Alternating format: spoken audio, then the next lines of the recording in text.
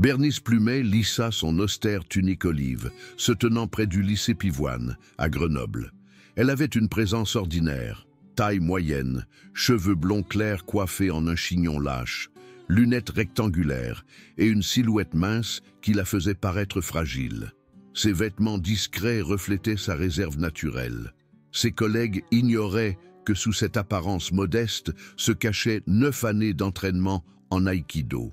Bernice était ceinture noire 4e dan et avait développé de solides techniques de grappling dans le dojo le plus réputé de Grenoble.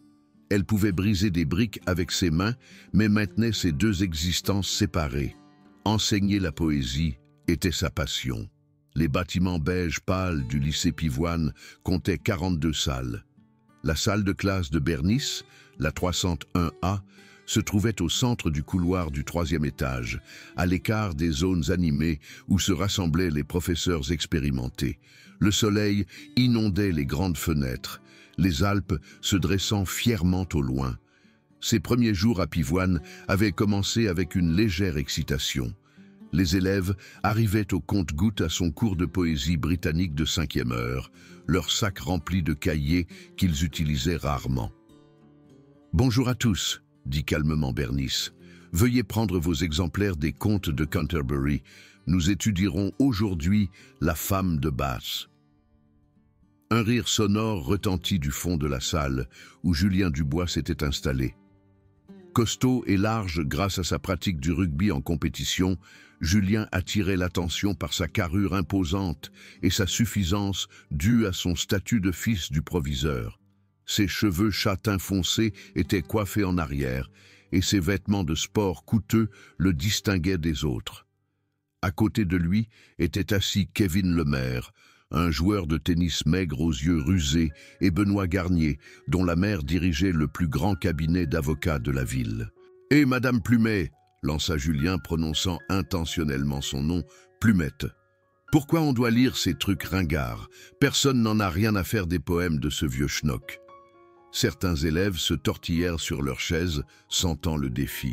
Bernice avait déjà été confrontée à cela pendant son stage, mais le sourire de Julien indiquait que ce n'était que le début.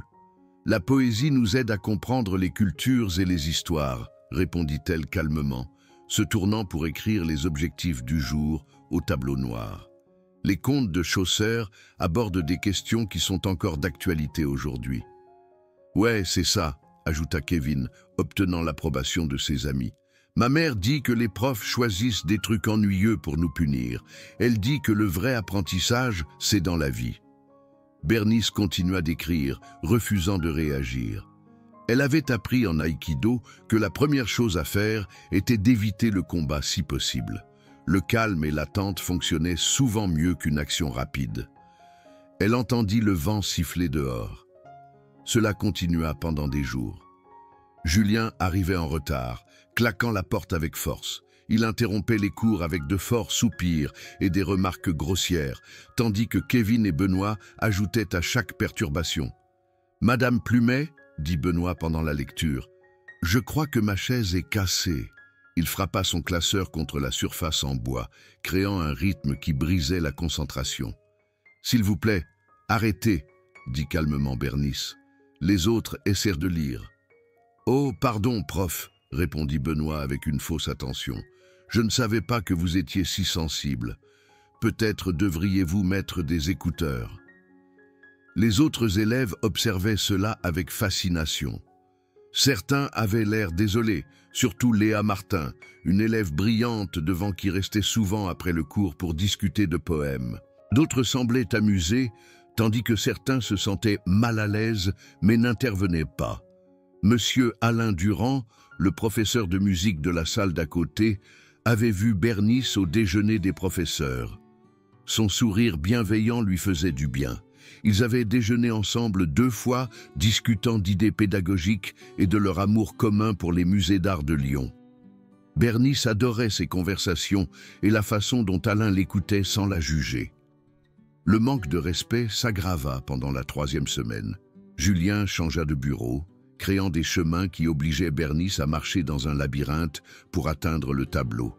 Il laissait accidentellement tombaient des cahiers lorsqu'elle parlait, faisant des bruits forts qui la faisaient sursauter. Une fois, il laissa un mauvais dessin sur le tableau, montrant un bonhomme allumette étiqueté « prof », poursuivi par de plus grandes figures étiquetées « élève ».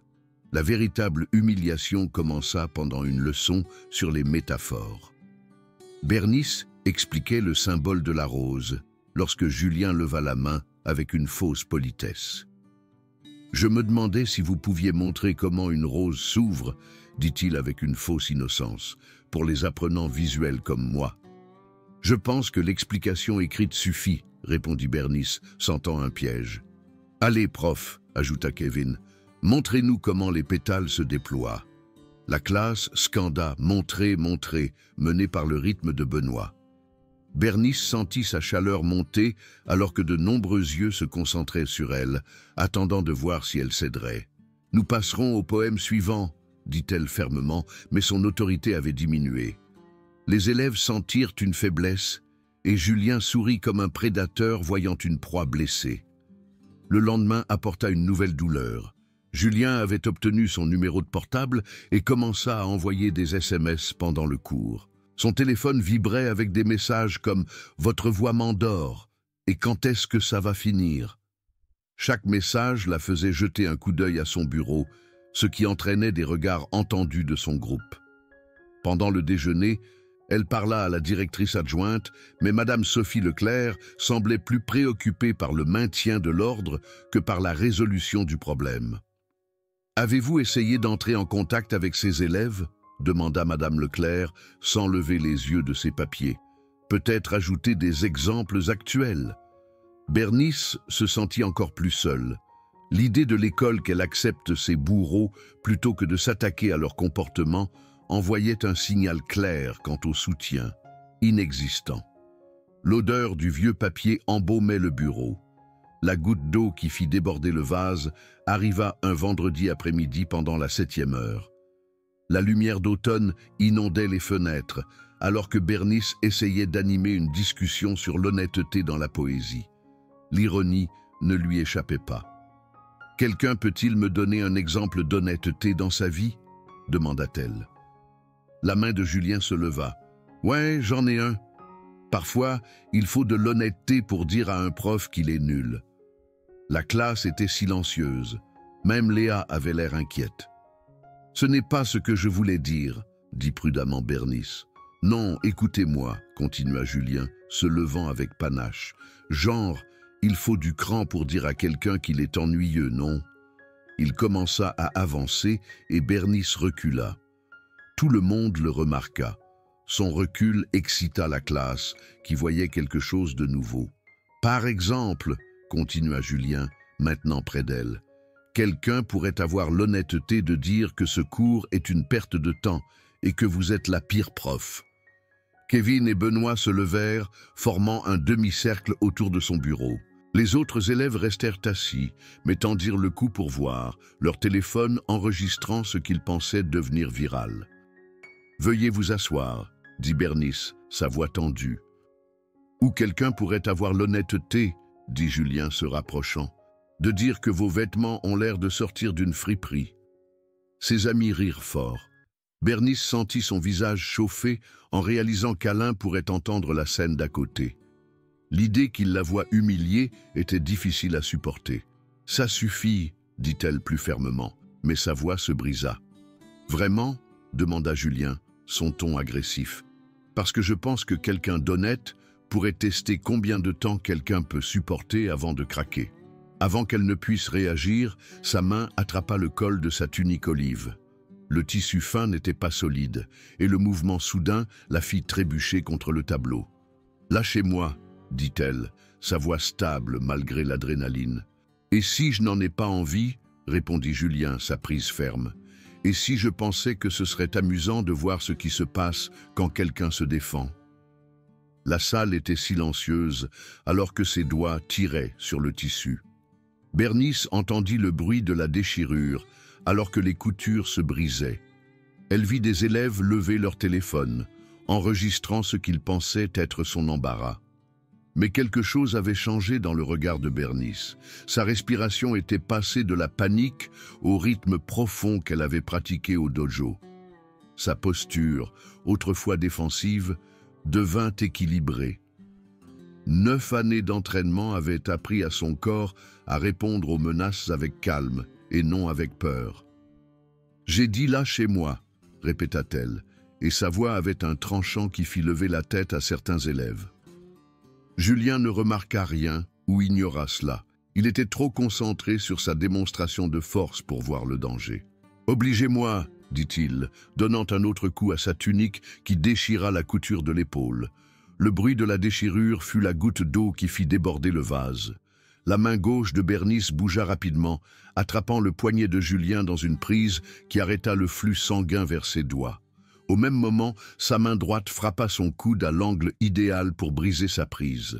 Le mouvement était appelé Kotegaeshi en aïkido, et Bernice l'exécuta parfaitement.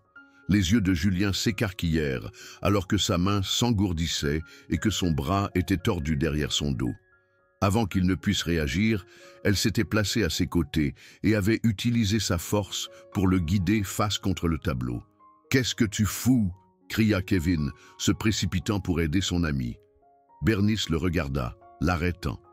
Il n'y avait pas de colère, juste un calme qui disait qu'elle était en avance sur ses mouvements. « Je ne le ferai pas », dit-elle simplement, et son ton le figea.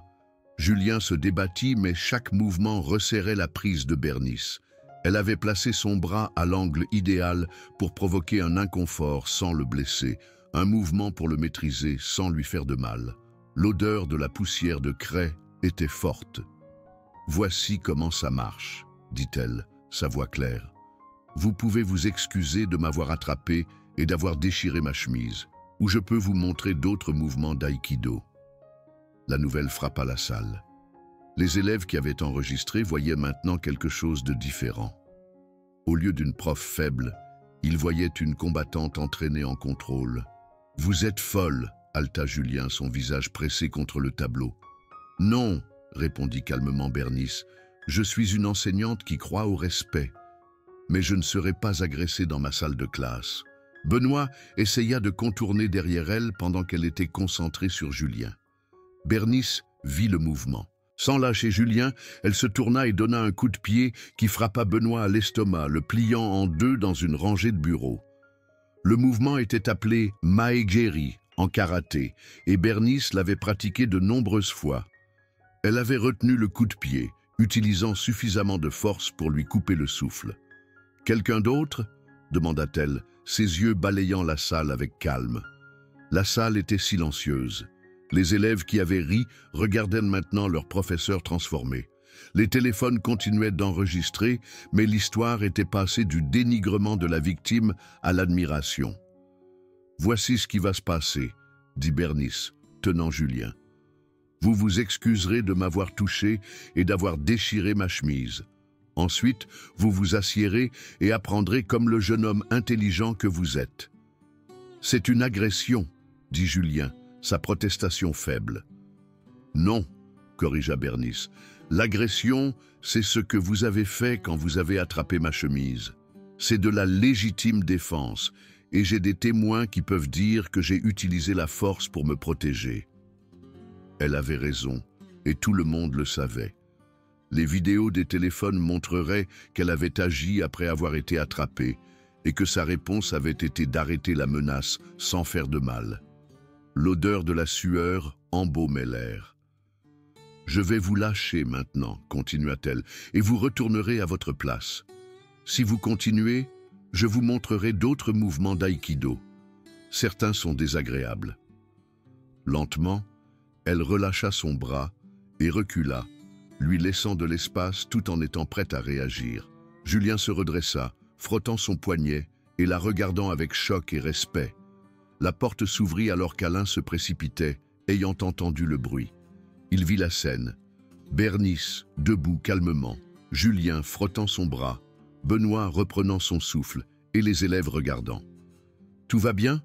demanda-t-il, voyant la chemise déchirée de Bernice. « Tout va bien !» répondit-elle, lissant ses cheveux et sa chemise. « Nous parlions de respect. » Alain savait ce qui s'était passé.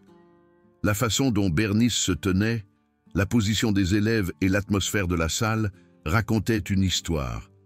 Son regard passa de l'inquiétude à l'admiration en voyant ce qu'il avait manqué. « Eh bien, dit-il, sa voix neutre, on dirait une bonne leçon. Je vous laisse continuer. » Alors qu'il partait, Bernice l'entendit rire.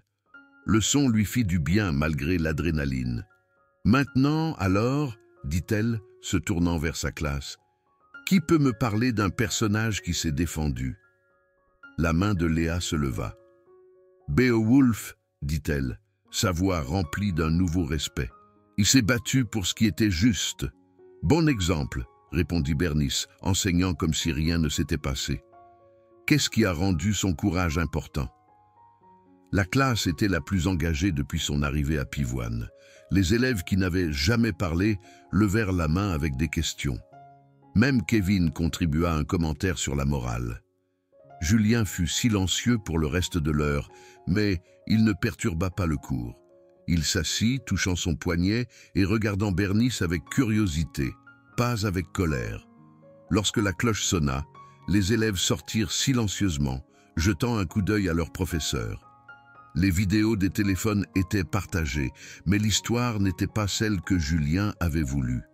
Au lieu d'une prof faible, elle montrait une professionnelle formée se défendant. Léa resta après le cours, s'approchant du bureau de Bernice avec inquiétude. « Madame Plumet, ça va ?» demanda-t-elle. « C'était incroyable. Je ne savais pas que vous connaissiez l'aïkido. »« Je vais bien, merci. » répondit Bernice, examinant sa chemise. « Je m'entraîne depuis des années. C'est un passe-temps dont je ne parle pas au travail. »« Vous allez avoir des problèmes ?» Bernice réfléchit. « Je me suis défendue en utilisant la force. Les vidéos le montreront. Cela pourrait attirer l'attention de l'école sur ce qui se passe. » La nouvelle se répandit dans Pivoine plus vite qu'un ragot. À la fin de la journée, certains collègues soutinrent ces actions. Madame Leclerc déclara que les élèves doivent comprendre que les actions ont des conséquences. Le lundi apporta une nouvelle dynamique. Julien arriva à l'heure et s'assit sans faire d'histoire. Lorsque Bernice commença la leçon, il ouvrit son livre et suivit. Le changement n'était pas énorme, mais la colère avait disparu. Pendant le déjeuner, il s'approcha de son bureau pendant qu'elle corrigeait des copies. « Madame Plumet, dit-il doucement, je voulais m'excuser pour vendredi. J'avais tort. » Elle étudia son visage et ne trouva pas de mensonge. « Merci, Julien. J'apprécie cela. Je pensais que les profs étaient des adultes faibles qui ne pouvaient rien faire. »« La plupart des profs pourraient faire beaucoup, » répondit Bernice. « Nous choisissons de ne pas le faire parce que nous croyons à l'apprentissage et à la positivité. Mais cela ne signifie pas que nous sommes impuissants. » Il comprit. « Depuis combien de temps faites-vous de l'aïkido ?»« 9 ans. J'ai commencé pour la confiance en soi. C'est devenu plus que cela. »« Pourquoi vous ne l'avez pas dit avant ?»« Parce que je voulais être connue comme une bonne enseignante, pas comme une combattante. Vendredi, c'était de la légitime défense, pas un spectacle. Vous êtes une bonne enseignante. J'étais trop stupide pour le voir. » La conversation fut un tournant. Kevin et Benoît changèrent également leur comportement. Les perturbations cessèrent et l'apprentissage commença. Alain avait observé cela. Son respect pour Bernice grandit après avoir vu comment elle avait géré la crise avec force et sagesse. Leurs conversations devinrent plus fréquentes et personnelles. « J'ai été impressionné par votre habileté, » dit-il pendant le café. Ce contrôle du poignet était parfait. Bernice rougit. « Vous connaissez l'aïkido ? J'ai fait de l'escrime à la fac et je m'entraîne encore. J'ai vu l'habileté dans la façon dont vous avez géré cela. Vous auriez pu lui faire mal. »« Ce n'était jamais le plan, » dit-elle fermement. « J'avais juste besoin qu'il comprenne que les limites existent et ont des conséquences. » Le changement alla au-delà de sa salle de classe. Les autres élèves traitèrent Bernice avec respect en raison de son habileté et de son honnêteté. Elle n'était pas devenue une brute. Elle avait dit qu'elle ne se laisserait pas intimider. 3 semaines plus tard, le proviseur Dubois, le père de Julien, la prit à part. Nous avons vu les vidéos. Votre réponse a été bonne et professionnelle. Mon fils avait besoin de cela. Ses notes sont meilleures et son attitude a changé. Vous lui avez appris que les actions ont des conséquences avec compétence. Le semestre de printemps apporta de nouvelles choses. La réputation de Bernice en tant que bonne enseignante et personne à ne pas sous-estimer s'était répandue. Les élèves recherchèrent ses conseils, la considérant comme une personne sage et forte. Julien était devenu l'un de ses élèves les plus améliorés. Son essai sur l'honnêteté était parmi les meilleurs qu'elle ait reçus. « J'ai écrit sur vous », dit-il, lorsqu'elle lui rendit la copie avec un « A-». « Sur moi ?» Sur le fait qu'il faut de l'honnêteté pour être patient avec les gens qui ne le méritent pas, mais aussi pour se défendre quand la patience ne suffit plus. Vous auriez pu me faire renvoyer, mais vous m'avez enseigné. Alors que l'année se terminait, Bernice pensa à son parcours depuis ce premier matin nerveux, jusqu'à devenir l'une des enseignantes les plus respectées de Pivoine. Elle avait appris que se défendre ne signifiait pas perdre ses valeurs ou devenir quelqu'un qu'elle n'aimait pas. Alain était devenu une partie de sa vie, leur relation passant du travail au partenariat. Il admirait sa force et sa gentillesse. Le dernier jour d'école, Julien passa dans sa salle de classe. « Madame Plumet, vous avez changé ma façon de penser. Ma mère m'a appris qu'être fort signifiait pousser les gens, mais vous m'avez montré que la vraie force, c'est de savoir quand ne pas pousser et quand riposter. Qu'est-ce que tu retiendras le plus de cette année ?» Il réfléchit. « Que vous auriez pu me détruire ce jour-là, mais vous m'avez aidé. C'est le genre de personne que je veux être, quelqu'un qui peut blesser les gens, mais qui les aide à la place. » Alors que l'été commençait, Bernice rangea sa salle de classe avec une joie qu'elle n'avait jamais ressentie auparavant. Elle avait relevé son plus grand défi et était devenue plus forte, plus sage et plus confiante. La chemise déchirée était toujours accrochée dans son placard, un rappel du jour où elle avait appris qu'être douce ne signifiait pas être faible et que se défendre était nécessaire. Elle avait trouvé l'équilibre entre la force et la gentillesse, la puissance et le contrôle, la légitime défense et la patience. La brise était agréable à travers la fenêtre ouverte. Plus important encore, elle avait appris que le vrai courage ne consistait pas à ne jamais ressentir de peur, mais à agir avec honnêteté même lorsque la peur était présente. Cette leçon avait changé non seulement sa salle de classe, mais aussi sa compréhension de ce que signifiait être forte et bonne dans un monde qui avait besoin des deux.